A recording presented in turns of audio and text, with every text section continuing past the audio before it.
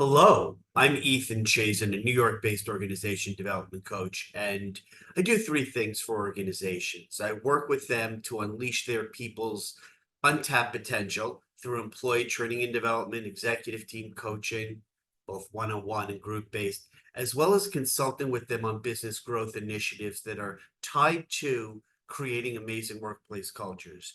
And one of the things that I'm hearing an awful lot of is, why do you talk so much about culture? Why is culture important?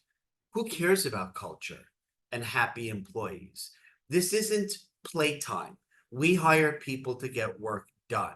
We reward them by compensating them at an equitable level. These are the kinds of things I hear over and over. Or, for example, it sounds warm and fuzzy, this thing called great workplace culture, but what is it? How do you define it? Well, I mean, the research over decades already exists. We have a mountain of information that says people who are happier, more engaged, feel a sense of purpose, share the values of the organizations they work for, they perform at a higher level.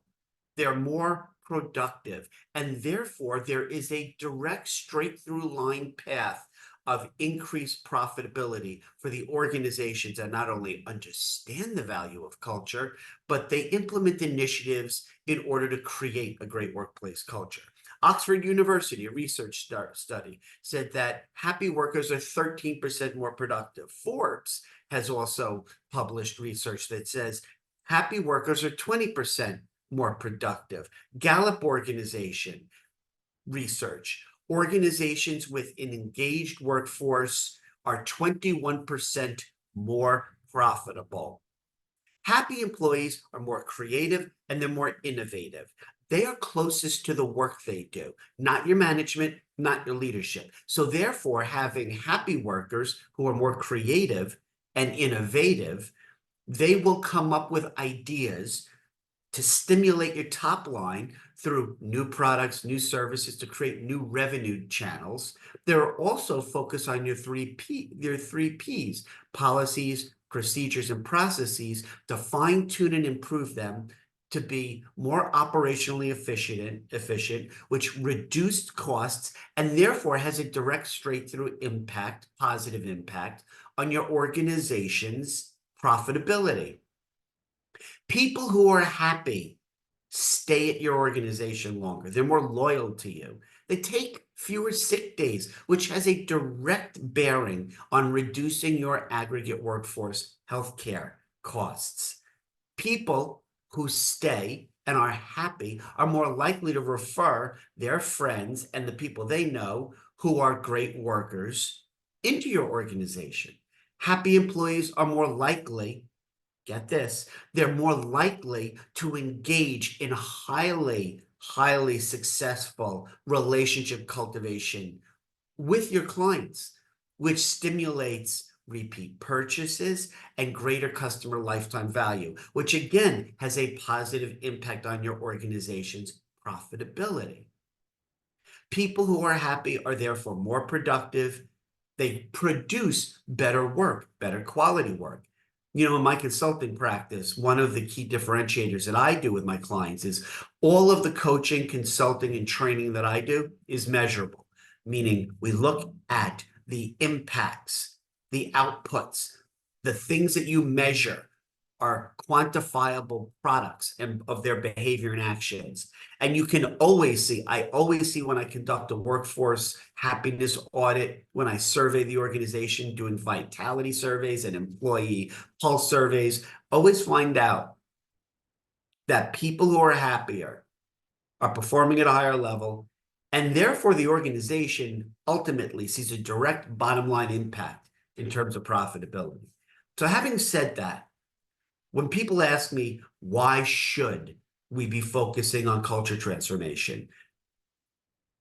I mean, I don't know how to say it any differently. I've been saying this for 15 years. It's not a warm and fuzzy. It used to be, I spent 20 years in corporate America leading marketing teams, and it used to be said about an organization's advertising budget. I know half of it is wasted. I just don't know which half, because they didn't know how to measure the impact of advertising in terms of increased sales and profitability. Well, now that I spent 15 years in organizational training and development, it seems like that mindset has creeped into the people side of the business. I know I should be investing in my employees, but what's the return on that? So yeah, I've developed over 35 years a 10-step process for culture transformation. Yes, I can show you measurable employee ROI for any person in your organization, whether they're in a sales role or some kind of back office capacity. We can measure the return on your people's aggregate investment. Here's something that you should think about strongly, may I suggest. Organizations have the largest expense is payroll. Here's the problem. Organizations think of their people as an expense. Your people are not an expense. That is not only offensive, it dehumanizes your employees, but it's the wrong thought process. You've got 3 levers to pull in increasing your organization's performance, productivity, and profitability. Strategy. Strategy is fading. You can develop strategy during your planning process. The minute external factors hit your organization with the need to change quickly, adapt, and transform, your strategy goes out the window. Okay, that's 1, strategy. 2, operational efficiency. You can only squeeze so much blood from a stone. And if we've learned nothing since the global pandemic called COVID, we know that with supply chain challenges, country geopolitics, we know shifting consumer preferences, changes in lifestyles, all of these other, city, state, federal regulatory environment, and changes in industry positioning and structure. The operational efficiency that you can gain through Kaizen, Six Sigma, Lean, there's certain limitations. There's a ceiling. So strategy out the window. Operational efficiency is a finite profitability lever. The third and only lasting unlimited potential is your people. What are you doing to unleash your people's untapped potential? Because that is an infinite source of increased performance, productivity, and profitability. So please, if you like what I've said, if any of this resonates with you, drop a like. Be sure to subscribe to my YouTube channel. Check out all the different playlists. Maybe go over to Chasing the Dream, my podcast on workplace culture. Check out season 1. Be on the lookout for videos to drop soon in season 2, where I'll dive deeper, speaking to executives and business owners who are doing these very same things, struggling with adapting to and leading the transformation into compassionate workplace cultures. Thanks for checking in. Appreciate you stopping by. And as I said, focus on culture transformation and focus on your people as your only lasting competitive advantage. Thank you.